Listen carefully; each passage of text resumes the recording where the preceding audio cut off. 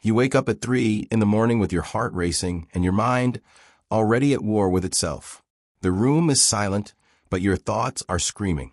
You tell yourself you're thinking deeply, that you're one of those rare souls who questions everything, who sees what others refuse to see. But here's the truth nobody wants to hear. You're not thinking deeply. You're drowning. Your mind isn't a philosopher's sanctuary. It's a biological trap that turned consciousness into a burden too heavy to carry, and evolution never bothered to give you a way out. This is the dark philosophy of biology. And today we're going to talk about why your mind feels like it's crushing you from inside. Let me take you back 400 million years ago, long before humans, before language, before the first trembling thought that resembled what we now call awareness. There were organisms with simple nervous systems, creatures that responded to light and dark, to danger and safety, nothing more. Their existence was pure reaction, a beautiful simplicity where survival didn't require the agony of self-reflection. And something catastrophic happened in the evolutionary timeline. The brain began to fold in on itself, growing larger, more complex, more capable of prediction and pattern recognition. This wasn't a gift. This was the moment biology made its cruelest mistake, because what emerged from that expanding cortex wasn't just intelligence. It was metacognition, the ability to think about thinking, to watch yourself exist, to become both the observer and the observed. And with that came something no other creature on this planet has to endure: the weight of existential awareness. You didn't choose this. Your ancestors were selected for survival, and somewhere along that bloody timeline, the ones who could anticipate danger, who could simulate future threats, who could ruminate and obsess and never stop analyzing, those are the ones who lived long enough to pass on their genes. You are the descendant of the most anxious, the most paranoid, the most mentally tortured individuals who ever walked this earth. Your heavy mind isn't a flaw. It's a feature that evolution carved into your skull, and now you're stuck with it. Neuroscience tells us that the human brain uses about 20% of the body's energy despite being only 2% of its mass. Think about that for a moment. 1/5 of everything you consume, every calorie, every ounce of fuel, goes directly into powering this 3-pound organ that spends most of its time tormenting you with regrets about the past and fears about the future. The prefrontal cortex, that magnificent disaster sitting right behind your forehead, is responsible for abstract thought, for planning, for the very thing we call consciousness. But it's also the source of your suffering. Because unlike other animals who live entirely in the present moment, you exist simultaneously in 3 timelines. You're haunted by what happened, terrified of what might happen, and barely present for what is happening. The amygdala, that ancient alarm system buried deep in your brain, was designed to keep you alive in a world of immediate physical threats. But now it fires constantly in response to abstract dangers, to social rejection, to existential dread, to the simple fact that you are mortal and you know it. Your body releases cortisol and adrenaline as if a predator is chasing you. But the predator is your own mind, and there's nowhere to run because you can never escape yourself. This is what we call anxiety, depression, existential crisis. But really, it's just your biology doing exactly what it was programmed to do. The problem is that the program is outdated, written for a world that no longer exists, and you're the one paying the price for evolution's inability to keep up with the world it created. Do you ever feel like consciousness was never meant to exist? Right, I've felt it too, if you understand.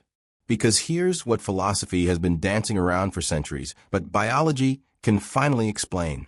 Consciousness emerged not as a triumph, but as a side effect, a glitch in the otherwise elegant machinery of natural selection.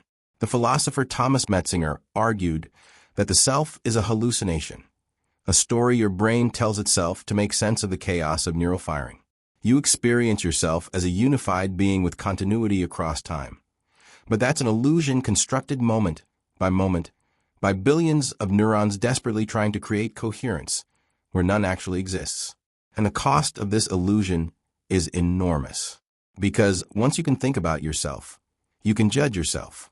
Once you can imagine the future, you can fear it. Once you can remember the past, you can regret it. Other animals don't carry this burden. A wolf doesn't lie awake wondering if it made the right decision during the hunt. A bird doesn't question the meaning of its existence. But you do, because your brain evolved the capacity for abstract thought without evolving the capacity to handle the existential weight that comes with it. You're not broken. You're just cursed with awareness.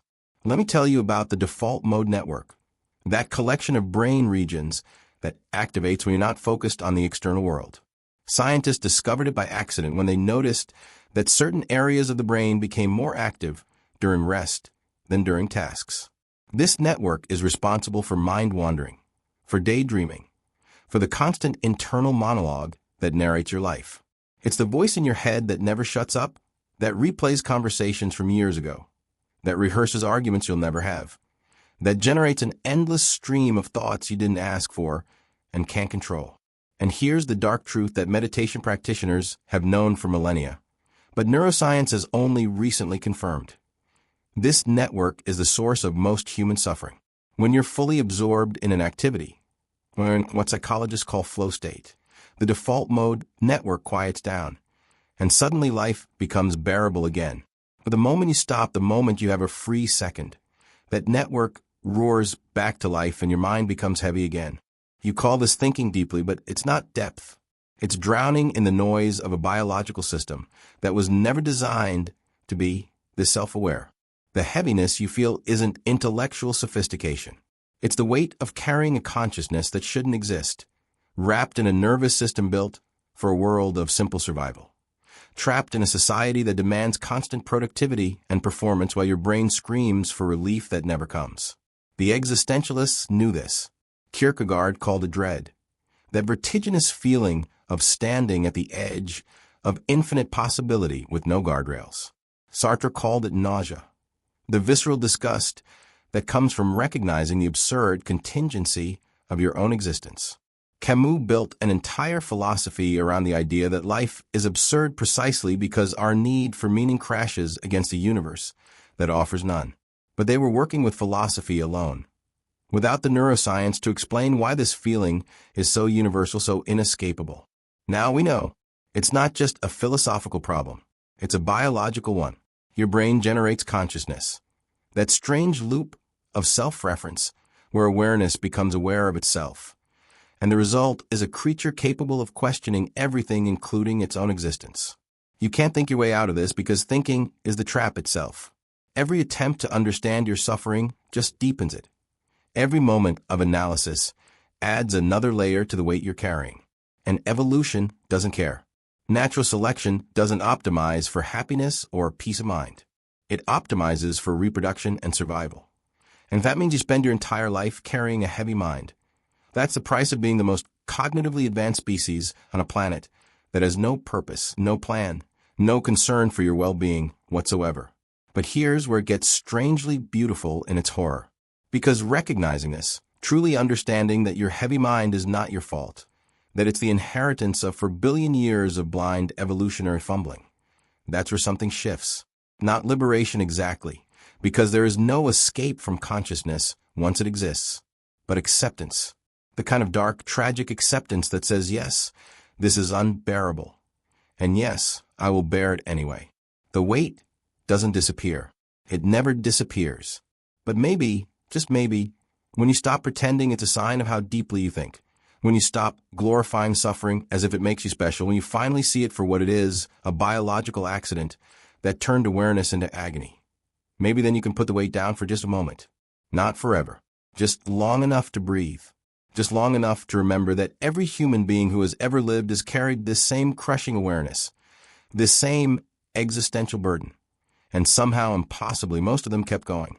Not because they found answers. There are no answers. But because carrying a heavy mind is what we do. It's what consciousness costs. And if you're going to exist at all, if you're going to participate in this strange, painful, beautiful tragedy of being aware, then you might as well do it with your eyes open, staring directly into the darkness, acknowledging that yes, it's heavy, yes, it hurts, and yes, somehow, against all logic and reason, it's still worth carrying. If you see beauty in the darkness of existence, you belong here. This channel exists for those of us who can't look away, who need to understand why consciousness feels like a wound that never heals, who find strange comfort in knowing we're not alone in carrying this weight. Subscribe if you want more explorations into the dark philosophy of biology, into the places where science meets suffering, and somehow, in that intersection, we find something resembling truth. Not hope, not answers, just truth. And sometimes, in the darkest moments, that's enough.